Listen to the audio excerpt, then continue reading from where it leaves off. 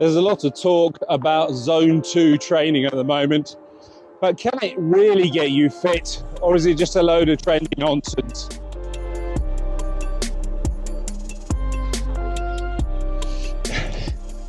As you can see, I'm no athlete. I'm just some overweight bloke in his 50s who likes cycling for fun and general fitness. But over the last 3 weeks or so, for one reason or another, I've really been struggling to get out. And not only have I started to feel it in my physical fitness, it's also started to affect my mental health. Normally this time of year, I'm cycling in heart rate zones 3 or 4. But seeing as I've been hearing so much about it, I thought I'd give zone 2 a try.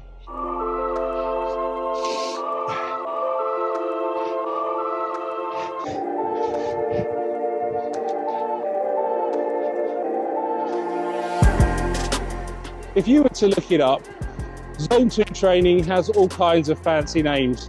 Aerobic zone training, math training, fat burning training, but it's just going out and riding at a lower intensity for a longer period of time. And it turns out, it sounds a lot like the old school winter-based training that we used to do in my cycling club.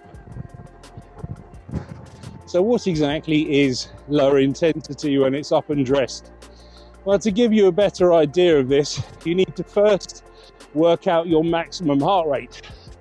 And you can do this very simply by subtracting your age from 220. So in my case, I'm 55. And if you subtract that from 220, you get 165. And although it's a fairly inaccurate calculation, it will do as a starting point. So again, using me as an example, I know from experience actually on the bike, my maximum heart rate is actually closer to 170. And then what you need to do is work out what 60% of that is for the lower end of zone 2 and 70% for the upper end of zone 2. And again, using myself as an example, 60% is 102 beats per minute and 70% is 119 beats per minute. But I've just made it very easy and rounded it up to between 100 and 120 beats per minute.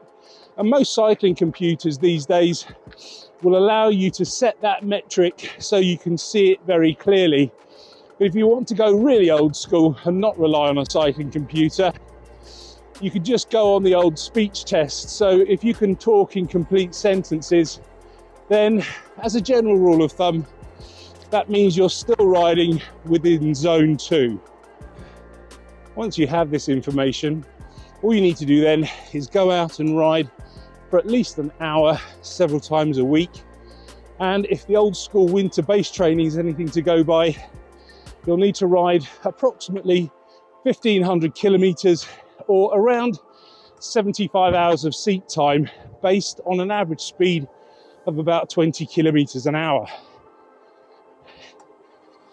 The advantages of training in zone 2 is that you'll very soon build up a solid fitness base upon which you can start building all of your other more focused, more intense training.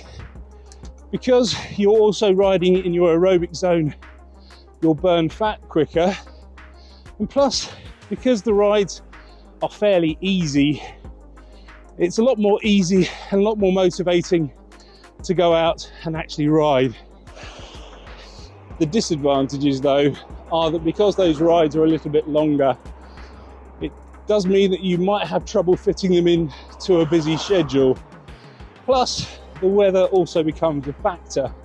So while riding for a little bit longer when the sun is shining is actually pretty nice, when the weather's like it is today, a bit cold, windy and overcast, it does become a bit of a slog.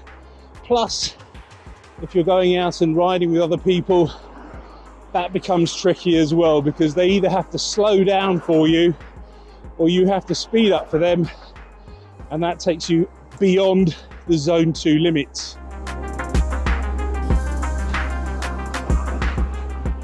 On paper, training in zone 2 sounds very easy, and indeed, if you get it right, it feels so ridiculously easy that you'll question if you're getting any fitness benefits from it at all.